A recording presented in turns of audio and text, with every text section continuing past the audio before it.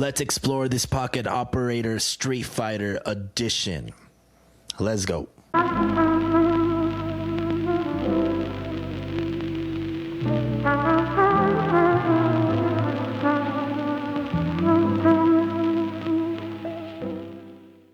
How's it going, everyone? I hope all of you are doing well. My name is Chris. Thank you guys for visiting the channel today. A while back, I placed an order on this PO-133.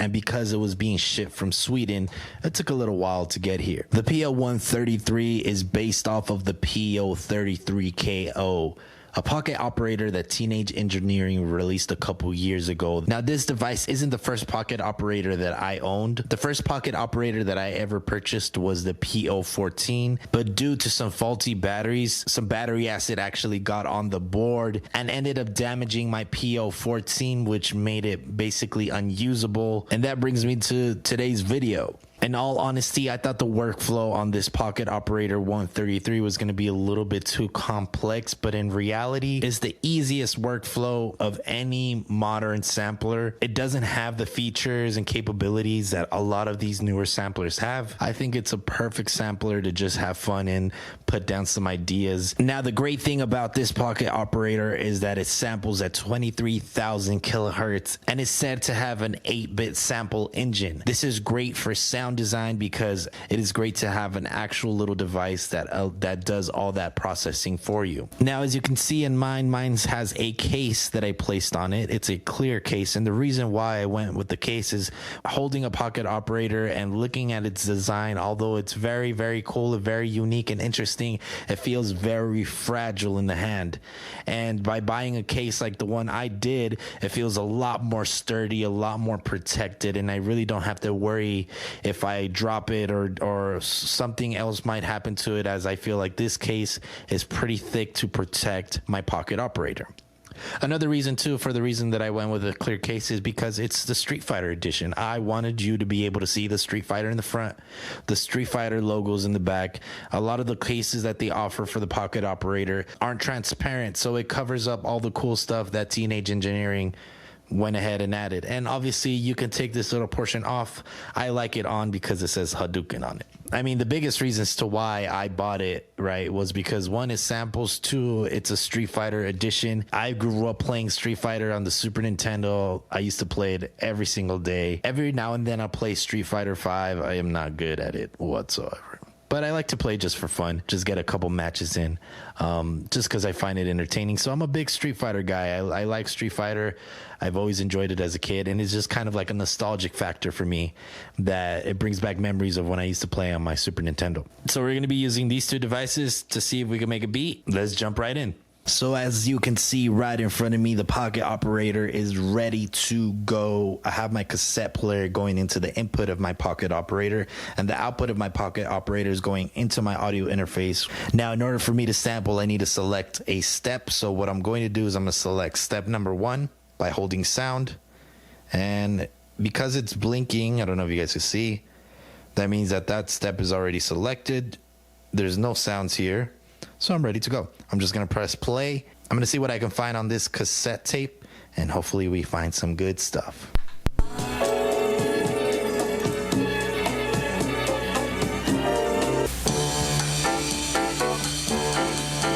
Yes, I think I'm going. I kind of like that little part, so let's try to sound it into my melodic section, which means that it kind of changes the pitch through each step. Number 5 being normal. Yes, I think I'm going out of my Number 1 having a higher pitch. Yes, I think I'm going out of my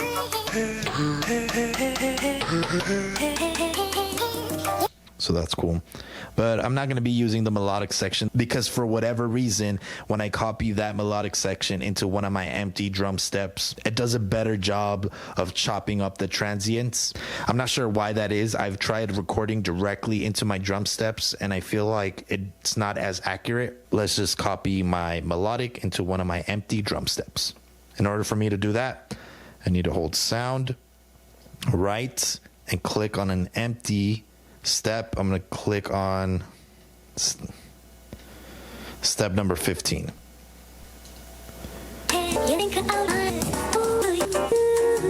And once I'm in here, I can play with the pitch, the trim, the volume, a filter. So let's record some drums. On step 16, have a little hi-hat. I'm going to use a step sequencer to create a little groove.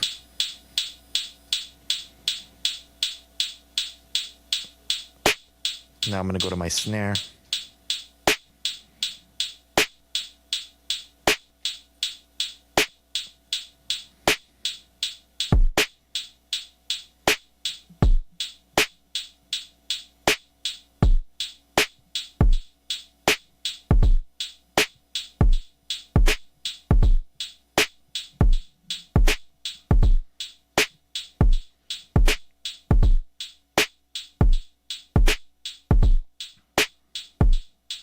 And then I'm going to check that I'm on sound number 15.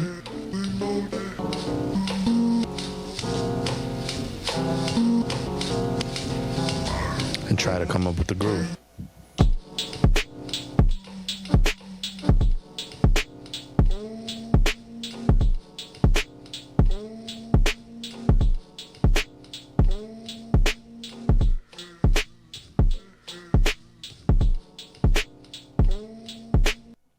So I kind of like just those two steps, so I'm going to record that.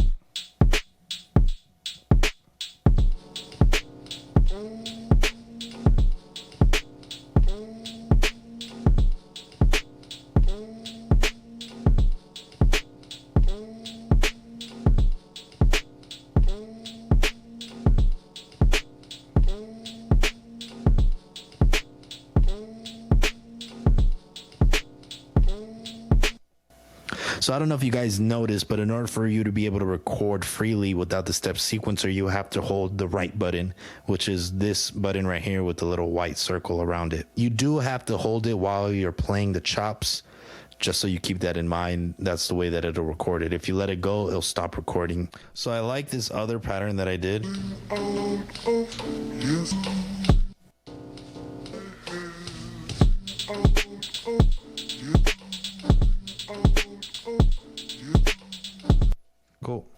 Another really cool feature about the Pocket Operator 133 is that I'm able to hold down pattern and kind of create my own sequence by pressing them multiple times. For example, I'm gonna press 1, 2, 1, sorry, not 2, 4, 1, 4, then I'm gonna press that one twice, this one twice, that one twice.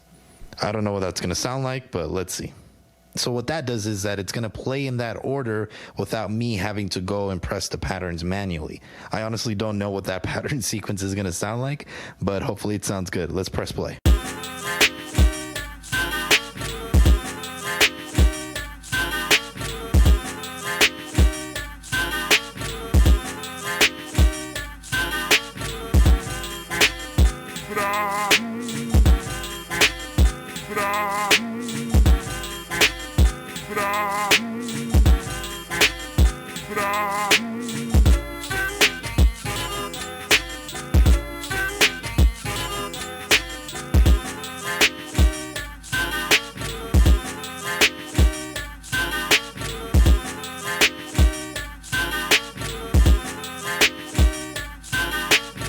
I would highly recommend one. As long as you get a case, it makes it feel a lot more sturdy, and it'll protect it a lot better than you just kind of having it by itself. Because that's always been my issue, is I've been kind of scared of breaking them because they do feel a little fragile on their own.